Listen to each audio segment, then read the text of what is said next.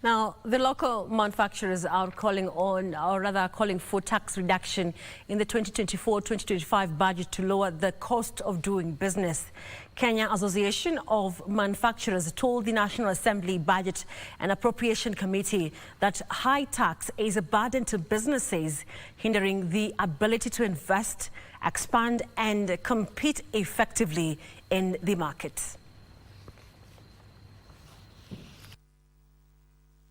That we really need a predictable environment, that even if we are bringing in any new tax changes, any regulatory changes, you must give businesses time to transit into that system. We are proposing to lower the costs of the tax administration systems.